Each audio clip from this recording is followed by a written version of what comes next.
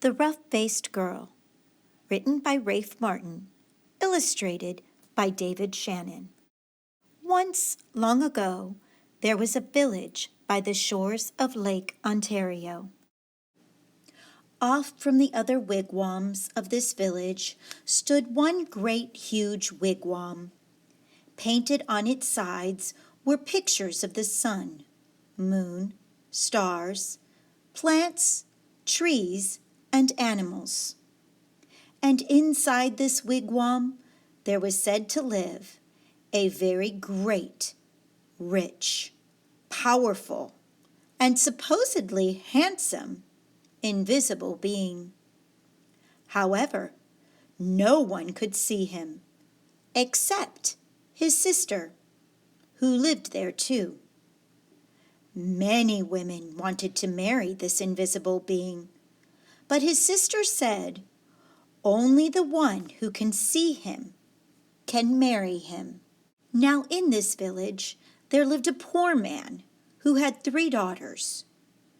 The 2 older daughters were cruel and hard-hearted, and they made their youngest sister sit by the fire and feed the flames. When the burning branches popped, the sparks fell on her.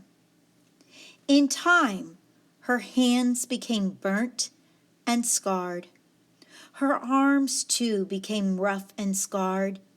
Even her face was marked by the fire, and her beautiful long black hair hung ragged and charred. And those 2 older sisters laughed at her, saying, "Ha! You're ugly, you rough-faced girl." And they made her life very lonely and miserable indeed. One day, these 2 older sisters went to their father and said, "Father, give us some necklaces. Give us some new buckskin dresses. Give us some pretty beaded moccasins. We're going to marry the invisible being." So their father gave them these things. Dressed in their finest, the 2 girls marched through the village. All the people pointed and stared. "Look at those beautiful girls," they said. "Surely they shall marry the invisible being." And if those 2 girls were proud and hard-hearted before, they were even prouder now. They walked haughtily through the village. At last they came to the wigwam of the invisible being, and there was his sister, waiting. "Why have you come here?" she asked. "We want to marry the invisible being," they answered. "That's why we're here." "If you want to marry my brother," she replied, "you have to have seen him. Tell me, have you seen the invisible being?" "Of course we've seen him," they insisted. "Can't you see how pretty we are?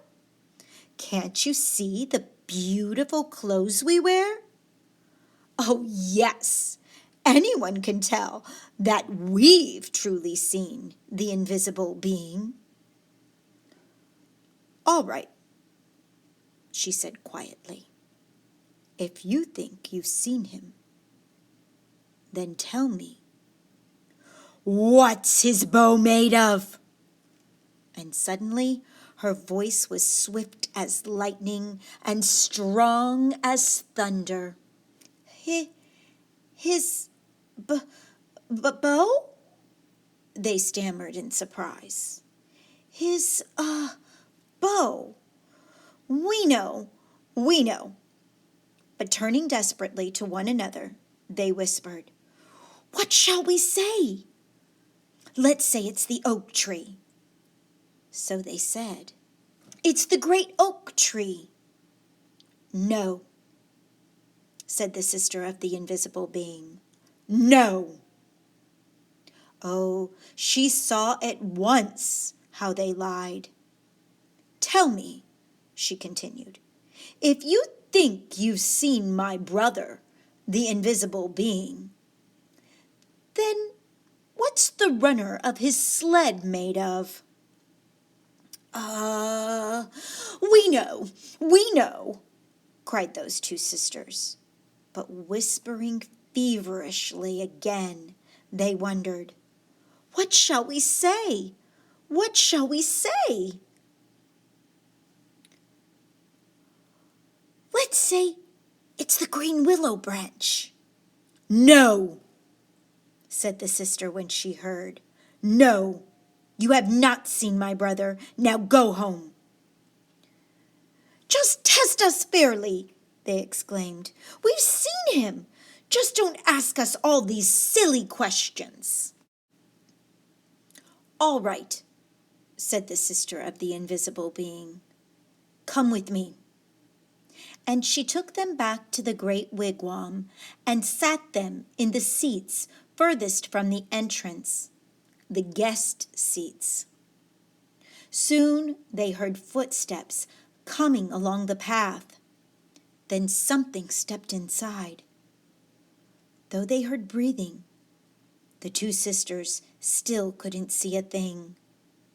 Suddenly, a great bow and a beaded quiver of arrows appeared in the air and were set down. But though those two girls sat there, their eyes wide, all through that night, they never saw a thing more. And in the morning, they had to go home, ashamed. The next day, the rough-faced girl went to her father and said, Father, may I please have some beads? May I please have a new buckskin dress and some pretty moccasins? I am going to marry the invisible being, for wherever I look, I see his face. But her father sighed. Daughter, he said, I am sorry. I have no beads left for you, only some little broken shells. I have no buckskin dress, and as for moccasins, all I have left are my own old, worn, cracked, and stretched out pair from last year. And they're much too big. But she said, whatever you can spare, I can use. So he gave her these things. Then she found dried reeds, and taking the little broken shells, she strung a necklace. She stripped birch bark from the dead trees and made a cap, a dress, and leggings.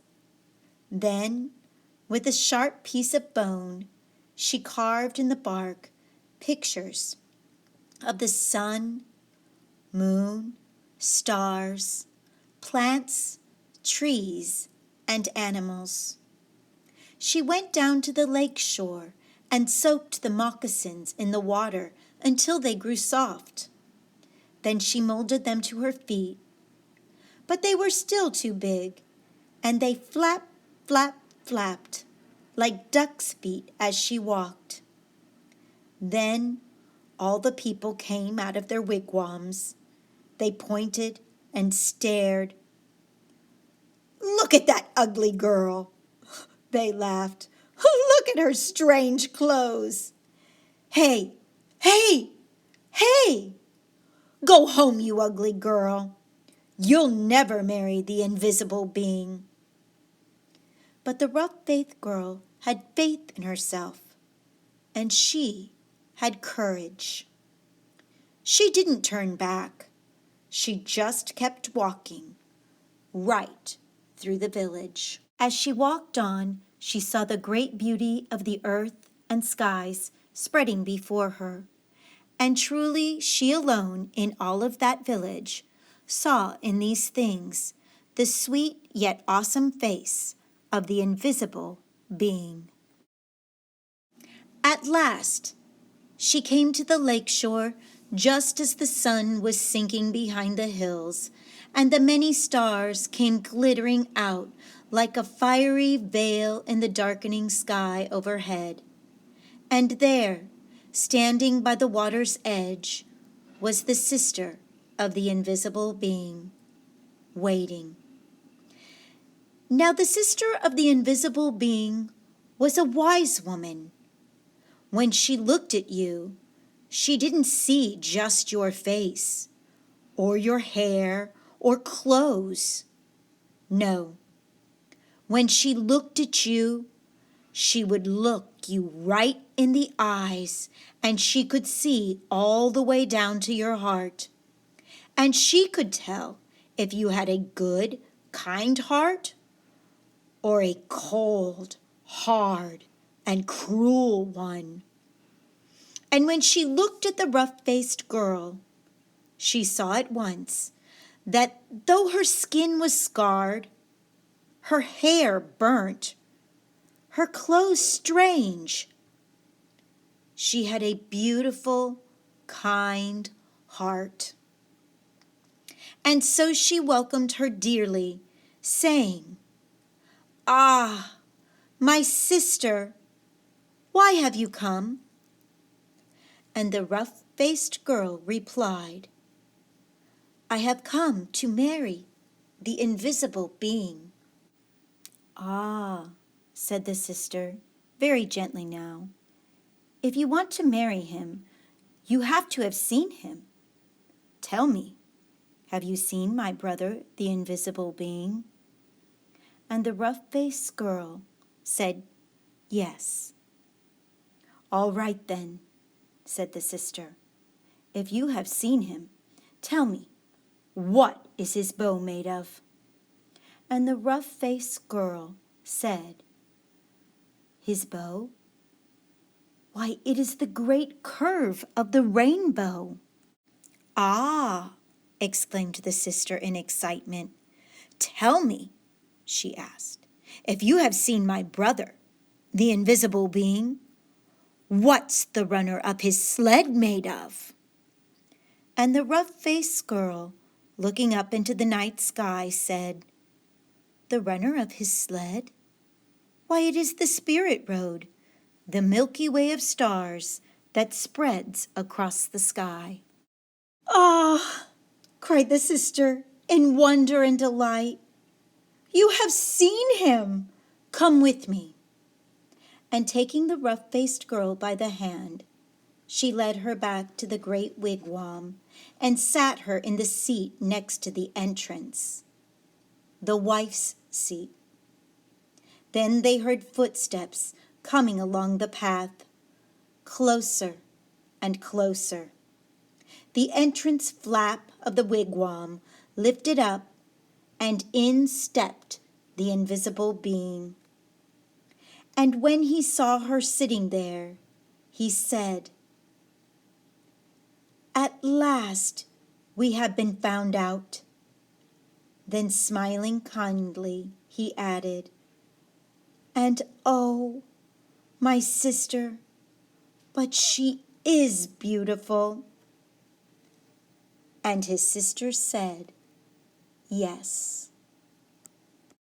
The sister of the invisible being then gave the rough-faced girl the finest of buckskin robes and a necklace of perfect shells. "Now bathe in the lake," she said, "and dress in these." So the rough-faced girl bathed in the waters of the lake. Suddenly all the scars vanished from her body. Her skin grew smooth again, and her black hair grew in long and glossy as a raven's wing. Now anyone could see that she was indeed beautiful, but the invisible being and his sister had seen that from the start. Then at last the rough-faced girl and the invisible being were married. They lived together in great gladness and were never parted.